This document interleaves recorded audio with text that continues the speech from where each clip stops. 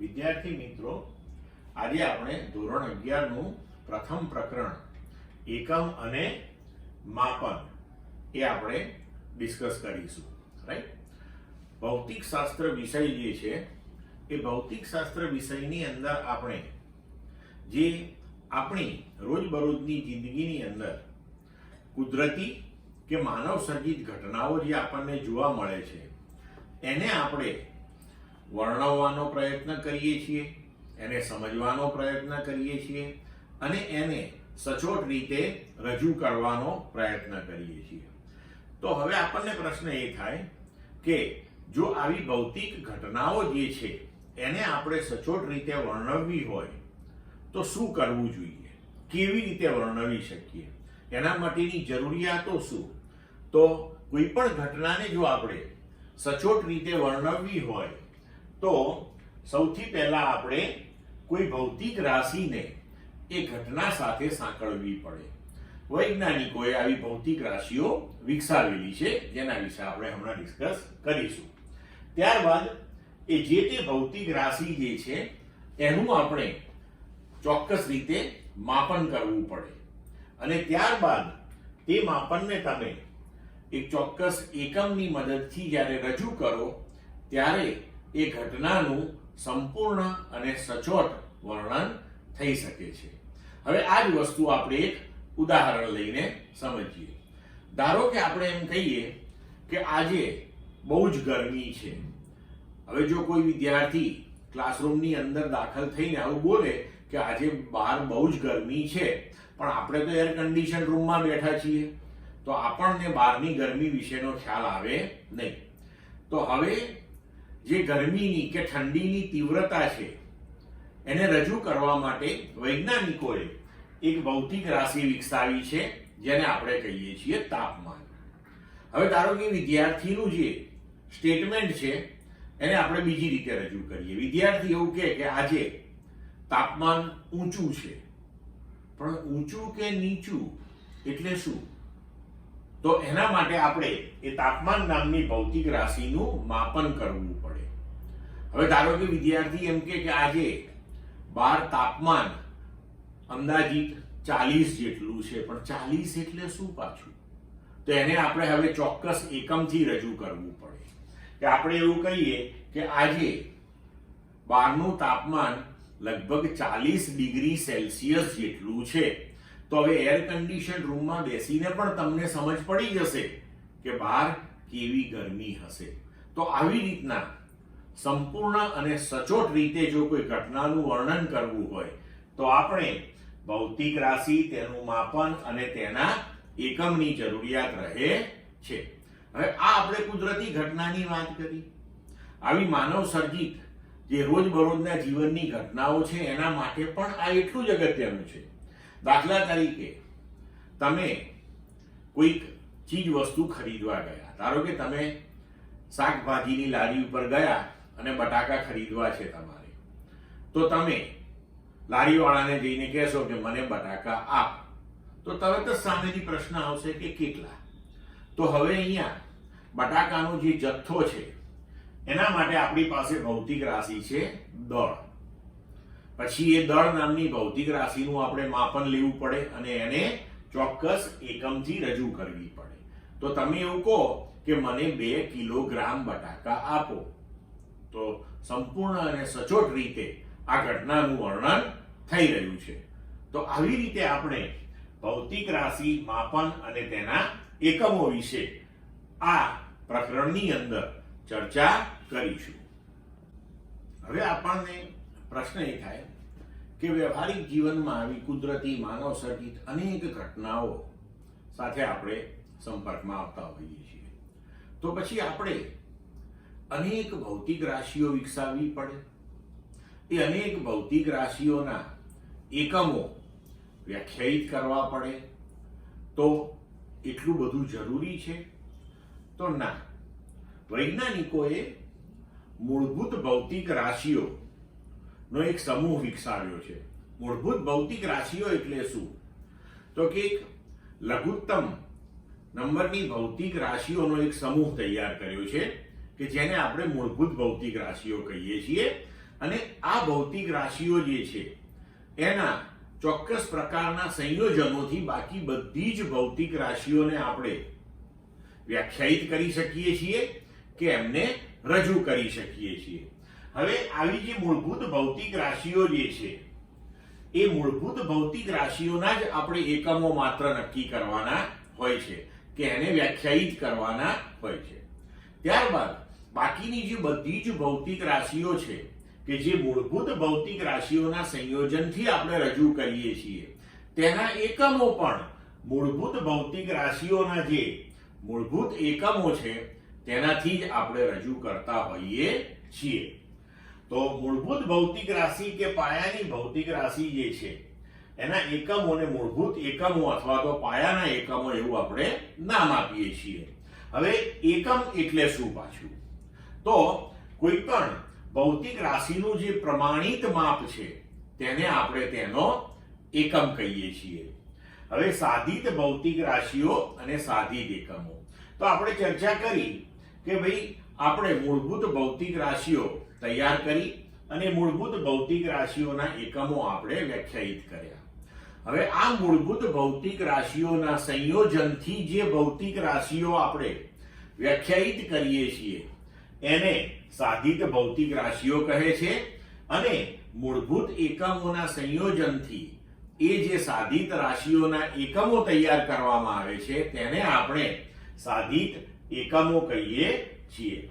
એટલે કે મૂળભૂત ભૌતિક રાશિઓના સંયોજનથી મેળવેલી ભૌતિક રાશિઓને સાધિત ભૌતિક રાશિઓ કહે છે અને તેમના એકમોને સાધિત એકમો કહેવામાં આવે છે. હવે એકમ પદ્ધતિઓ વિશે આપણે એકમ પદ્ધતિ વિશે વાત કરીએ. તો એકમ પદ્ધતિ એટલે શું? તો કે મૂળભૂત એકમો અને સાધિત એકમોના સમૂહને એકમ પદ્ધતિ કહે છે. તો ચોક્કસ એકમોનો આપણે એક સમૂહ તૈયાર કરીએ છીએ અને એ જે સમૂહ તૈયાર થયો એને આપણે એકમ પદ્ધતિ કહીએ છીએ. એવું એટલા માટે કે જુદી જુદી ભૌતિક રાશિઓના આપણે જે એકમો લઈએ છીએ એ એકમોના ચોક્કસ સમૂહોને સાથે રાખવાથી જ આપણે ઘટનાઓનું સચોટ અને સાચું વર્ણન કરી શકીએ છીએ. જેમ કે શરૂઆતની અંદર જ્યારે મૂળભૂત ભૌતિક રાશિઓ વિકસાવવામાં આવી કે લંબાઈ, દળ અને સમય, તો એના જુદા જુદા એકમો એટલે કે નાના એકમો અને મોટા એકમો તૈયાર થયા.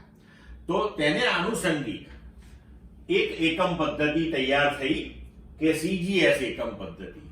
તો કે સીજીએસ એકમ પદ્ધતિ એટલે એવી એકમ પદ્ધતિ કે જેની અંદર આપણે લંબાઈનો એકમ સેન્ટીમીટર, દળનો એકમ ગ્રામ અને સમયનો એકમ સેકન્ડ લઈએ છીએ. એ એટલા માટે આવું તૈયાર કરવામાં આવ્યું કે ધારો કે આપણે ભૌતિક શાસ્ત્રની અંદર કોઈ ઘટનાનું વર્ણન કરતા હોઈએ અને એની અંદર અથવા તો કોઈ પ્રોબ્લેમ સોલ્વિંગ કરતા હોઈએ અને એની અંદર જો આપણે લંબાઈ સેન્ટીમીટરમાં લીધી હોય તો ફરજિયાતપણે આપણે ત્યાં જો દળ આવતું હોય તો એને ગ્રામમાં જ લેવું પડે અને આ રીતે જો એકમો લઈએ તો જ આપણો જવાબ સંપૂર્ણપણે સાચો આવે. ત્યાં આ નાના એકમો છે દરેક. ત્યારબાદ એફપીએસ એકમ પદ્ધતિમાં આપણે લંબાઈ ફૂટમાં, દળ પાઉન્ડમાં અને સમય સેકન્ડમાં માપીએ છીએ. તેવી રીતે ત્રીજી પદ્ધતિ આવી એમકેએસ એકમ પદ્ધતિ કે જેમાં આપણે લંબાઈ મીટરમાં, દળ કિલોગ્રામમાં અને સમય સેકન્ડમાં લઈએ છીએ. ત્યારબાદ એકમ પદ્ધતિ તૈયાર થઈ એમકેએસએ કે જેની અંદર જે વધારાનો એ આવે છે એ વિદ્યુત પ્રવાહ નામની ભૌતિક રાશિનો એકમ એમ્પિયર છે. તો એ રીતે તૈયાર કરવામાં આવી.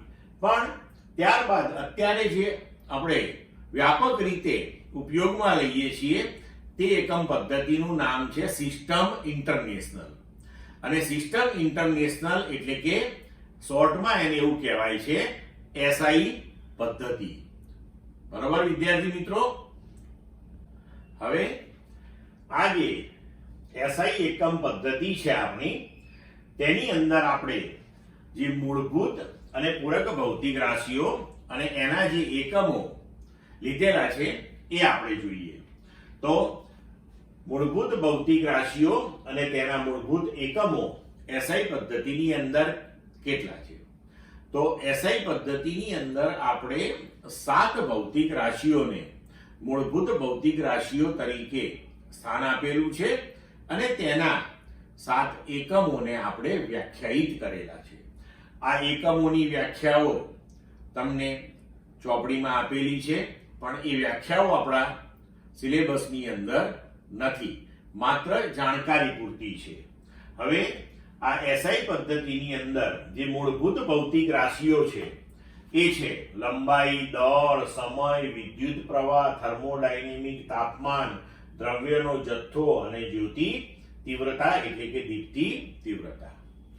હવે લંબાઈ જે છે તેના એકમનું નામ મીટર છે અને એને સ્મોલ m સંજ્ઞાથી દર્શાવવામાં આવે છે. દળનો એકમ એ કિલોગ્રામ છે, જેને સંજ્ઞાત્મક રીતે કેપિટલ K અને સ્મોલ g થી દર્શાવવામાં આવે છે. સમયનો એકમ સેકન્ડ, જેને સ્મોલ s થી દર્શાવીએ છીએ. વિદ્યુત પ્રવાહ એનો એકમ એમ્પિયર છે, જેને કેપિટલ A થી દર્શાવવામાં આવે છે. થર્મોડાયનેમિક તાપમાન જેનો એકમ કેલ્વિન છે, જેને કેપિટલ K થી દર્શાવવામાં આવે છે. દ્રવ્યનો જથ્થો એ મોલ છે એનો એકમ, અને એને MOL ત્રણેય સ્મોલ લેટરથી સંજ્ઞાત્મક રીતે રજૂ કરાય છે. જ્યોતિ તીવ્રતા તો એનો એકમ છે કેન્ડેલા, અને જેને સ્મોલ cd થી દર્શાવવામાં આવે છે. તમારે 11મા 12મા ધોરણની અંદર આ પ્રથમ 6 ભૌતિક રાશિઓ ભણવામાં આવશે. જ્યોતિ તીવ્રતા એનો એકમ એ ઉપરના ધોરણોની અંદર ભણવામાં આવે છે. હવે આ એસઆઈ એકમ પદ્ધતિની અંદર મૂળભૂત એકમોની સાથે સાથે કેટલાક પૂરક એકમો એટલે કે પૂરક ભૌતિક રાશિઓ પણ સમાવવામાં આવેલી છે. એમાંની 2 પૂરક ભૌતિક રાશિઓ અને એના 2 પૂરક એકમો આપણે અહીંયા ધ્યાનમાં લેવાના છે. તો પૂરક ભૌતિક રાશિઓ અને તેના પૂરક એકમો. તો પૂરક ભૌતિક રાશિઓ છે સમતલ કોણ, એના એકમનું નામ છે રેડિયન અને તેને સંજ્ઞા સ્મોલ rad થી રજૂ કરાય છે. બીજી પૂરક ભૌતિક રાશિ છે ઘનકોણ. સ્ટીરેડિયન એનો એકમ છે અને જેને SR થી દર્શાવાય છે. પૂરક ભૌતિક રાશિઓ જે છે સમતલ કોણ, તો એને d થીટા અથવા તો થીટા અથવા તો ફાઈ આવી સંજ્ઞાઓથી દર્શાવાય છે. અને ઘનકોણ એને આપણે d ઓમેગા અથવા તો ઘણી વખત એકલો ઓમેગા પણ લખવામાં આવે છે. હવે આ ભૌતિક રાશિઓને આપણે થોડીક ડિટેલમાં સમજીએ. પહેલા આપણે હવે સમતલ કોણ સમજીએ. તો સમતલ કોણ કોને કહે છે?